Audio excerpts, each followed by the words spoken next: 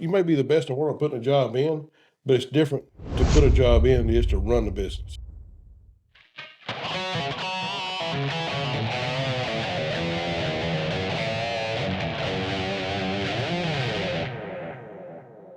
Hey everybody, welcome to ProfitDig Live. I'm happy to be here with you today. My name is Jeff Givens. I'm here with Jeff Spencer. Hey guys. Chris Work. Howdy. And as always, producer Jerry behind the camera. Hey. Jerry has no mic right now. Yeah. Jerry don't have any clothes on, that's why he's behind the camera. Yeah, it's really distracting. It's quite distracting. Yeah, that's okay.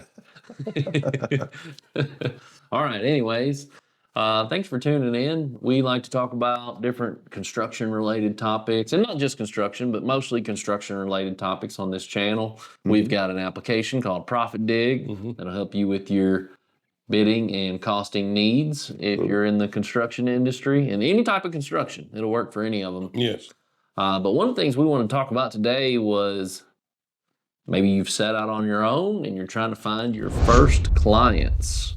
Now, ideally, if you set out on your own, you've already got an idea of a clientele. Yeah, I would Sure. hope. Right? But that only goes so far before that clientele dries up, right? So you need to be expanding. So whether it's your first client or maybe it's you're trying to expand your clients that you're working with, you're going to run into some challenges.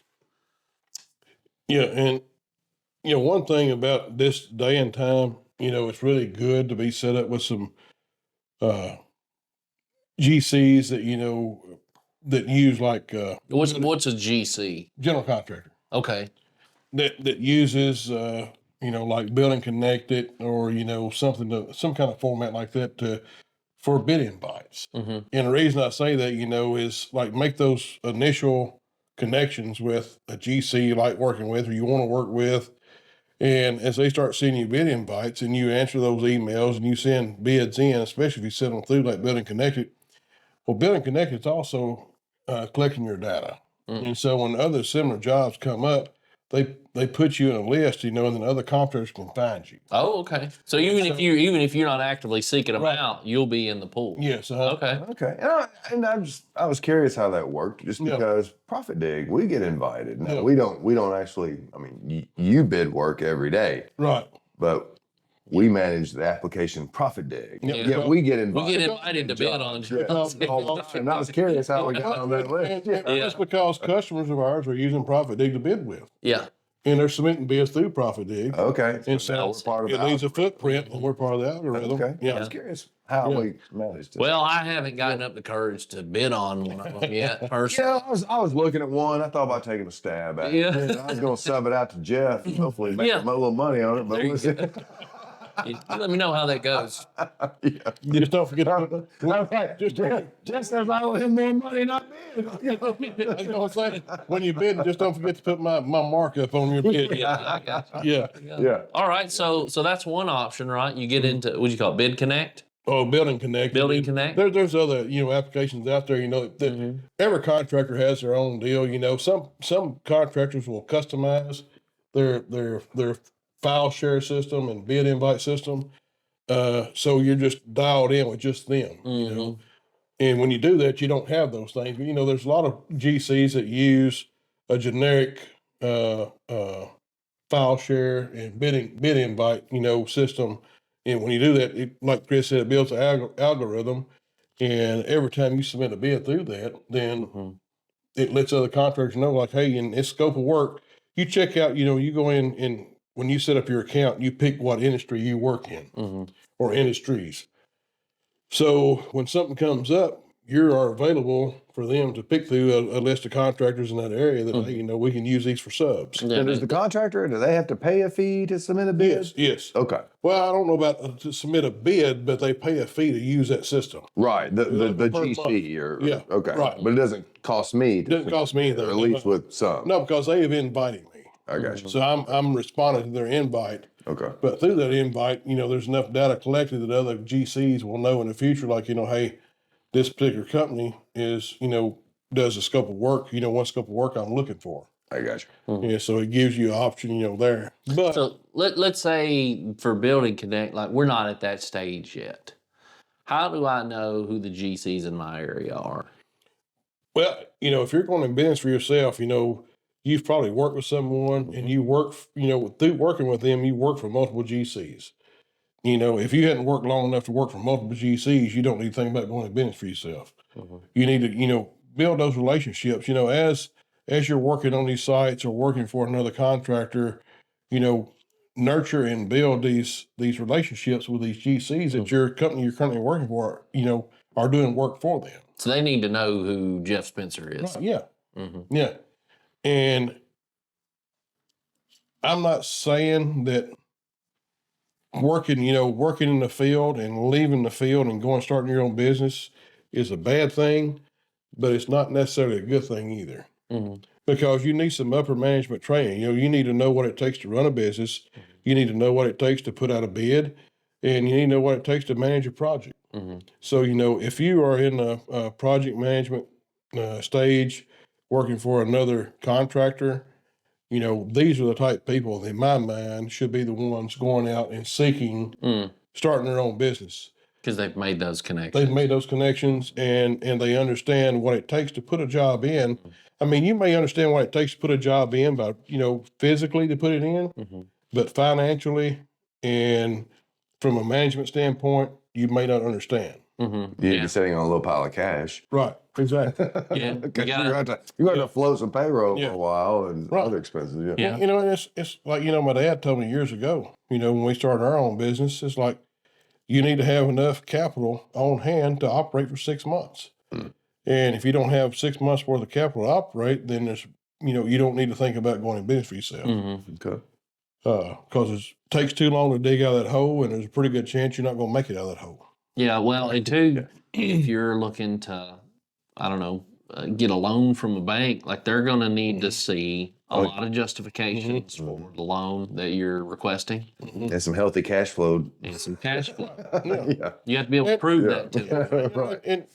And a lot of banks, you know, will work with contractors and give them a line of credit, you know, to operate off of. But you got to set that monetary amount on that line of credit. And if you are not an established business, you know, already, they're not going to offer you a line of credit. And it's fair to them, right? Well, that's right. Yeah. Like you wouldn't do that if you didn't Yeah. know somebody. I mean, a guy off the street walked up to me like, hey, you know, I want to borrow $10,000, you know. I might or might not have it, but more than likely I'm not going to give it to him just because I don't know his background. I don't know what he's capable of. And, you know, if you may have a good relationship with your banker, but that's as an individual. That's not as a business owner. Right. Or that uncle that made bad crypto investments at Right. Christmas time. He's like, look, man, Yeah. Yeah. they had a little money. Yeah. But, you know, and but when you're working for a GC or a contractor in general, whether it be a grading contractor, utility contractor, a carpenter, whatever it may be, whoever they're working for, you need to be making connections. And if you're working for that company and you're out in the field, get yourself in the office, you know, and learn how to manage that business. And then seek your own route. Yeah. So it's not even necessarily about finding your first clients. It's set yourself up to have networking connections so that you're not having to find a first client. You already have clients in mind and you've got a reputation. And if you do go out on your own, that you're not just some random person that showed up. Right. You have a history Yes. that they're aware of. And, you know, in my experience, in the 40-something years that I've been doing this or almost 40 years, excuse me, I see more and more people come out of the field and try to start their own business. Some of them succeed, not really succeed. They get to a certain point, you know, and as far as they can go, because they never had the management training. They don't know how to bid the work properly. They don't know how to. A lot of them don't know what it costs them to run their business. But the majority of them go under. You know, they're 6 months to a year and they're out of business. Yeah. And deep in debt. You know, they've got debt they got to pay back and they're going out of business. So, you know, that's my whole deal. I'm not saying that, you know, somebody in the field is not smart enough, because most of them are, but they just don't have the proper training or the proper knowledge of what it takes to run that. You can go out and you may be the best in the world at putting a job in, but it's different to put a job in than it is to run the business. And you got to have that aspect. So I would recommend anyone that's going to start their own business, have some upper management training or years under your belt. Mentor, shadow someone, Yes. whatever you can do. Yeah, maybe on that note, how receptive are people for providing information and feedback? Like if you express it like, hey, I'm feeling pretty comfortable with the work I'm doing. I feel like I've got a good work ethic. I feel like the quality of work is strong. I think I could do this on my own. If that person went and talked to someone in the company, like, is that something that is frowned upon? Is it obvious? Why would you leave? Are we not treating you well enough? Or are they receptive and encouraging? What do you see there normally? Yeah, it's just not necessarily I see that same scenario, but I mean, it's like one thing you've got to be in a company that's willing to move you up, and give you those opportunities. If you're not getting those opportunities and you feel like, you have the knowledge to get there, you may start looking for another job. But, back to what you're talking about, I don't always see those scenarios. Well, I mean, you got to think too, like, why would you want to go out on your own, right? There has to be a reason behind it. Either one, you don't want to be you want to be your own boss. You think you can do it in a better way. I think some people get delusions of grandeur and they think, well, if I start my own company, I can get rich. Well, and a lot of people, that's their end game. Like they set out in life, like, hey, this is my spectrum. This is what I'm interested in. I want to be in the earth moving business, or I want to be in the structural business, whatever it may be. And, their goal in life is to own their own business. They may have that notion from our early age. It could be a life goal then. Yeah, it could be a life goal. But, without sitting down and talking to that individual, it's hard to know what they want and what their directions are. But if someone is working in construction, then they've got interest in it. They wouldn't be there if they didn't. I mean, you can go down here and get a job at, in Middle Tennessee, there's wanted signs all over every building you go to. Somebody's wanting or needing help. So if you're working in the construction industry, one thing is like, nowadays trade industries pay really good money. So people, are focused on trying to make the most money they can. So, you can make really good money and not be educated in the construction industry right now. Yeah, I know we have the local TCAT facility here. My wife and oldest daughter went and toured that. Yeah. She's interested in the mechanics department they have there, but their HVAC team and their classes, they're booked out solid. Yeah. Or like, in fact, they're building a whole new wing on that facility because there's such a demand for HVAC. Yes. But it's like that for all the trades, and I think it's because the baby boomers, that workforce, they're all retiring. Right. And there's not enough bodies to fill those gaps. When the ones that was in between the baby boomers, they have been taught that, seek a higher education, computers and stuff of that nature is where the future is. But there's only so many people that can do that kind of work, and we flooded the market with it. And we've taken away from construction. Construction needs it because we're growing. And so there's a big gap right there. There's still a big need for entry level all the way up to upper management in construction right now. Well, and I know some of those trade jobs, like even if you just work for a medium-sized company, like if you've got a certificate from one of those trade schools, the opportunity to make 80, 90, 100,000 just straight out of the course is pretty good these days. Yeah, and a lot of them have job placement. So I'm like, they're already connected to companies that's willing to take you in and, let you because they know if you've gone through that program that you've had a good education to get you to that point. Absolutely. Yeah, so I think we got a little bit off topic here for the first customers. That's all right, but I think, it's like, okay, if you do go out on your own, you're looking for first customers, it's like, you might have should have thought about that beforehand. Have you wait a second. No. Have your Rolodex filled up before you ever leave that project, you leave that job? Yeah, and what's a Rolodex? Well, used to. Yeah. Sit on your desk, and You talking about the little flippy card? Yes, thing? yeah. Yeah, I know what it is. But I mean, I bet a lot of the viewers that you say Rolodex, and I don't know. hell, what I've been that using one is. for years. Yeah, you still have one? Yes, I do. That's great, man. Yeah. Yeah, no, I was in sales many years ago. We didn't even have Rolodex, but I just had one of those little plastic boxes.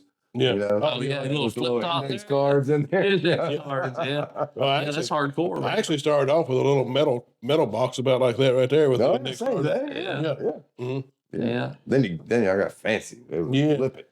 Damn, you guys are old, man. I've never used a Rolodex in my life. Well, the bad thing is I wasn't smart enough to work it because when I got one, like you come up on a letter, like, say it's a R or S, whatever it was, I couldn't remember if the R's were in front or behind,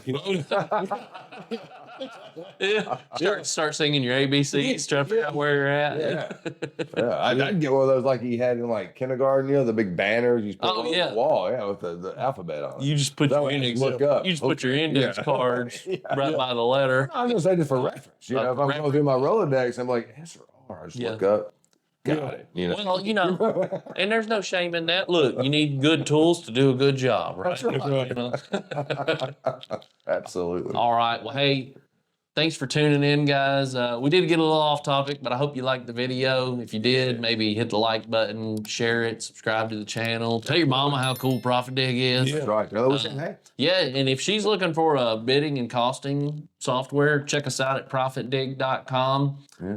We're here in Middle Tennessee. We built that application, and we do these awesome videos All the time. all for you guys. Hey, Jerry, close your road, TMI. Yeah, Jerry. Oh, okay. Jerry, put your clothes on. Yeah. Yeah. We'll see you guys next time. Check us out. See y'all. Later.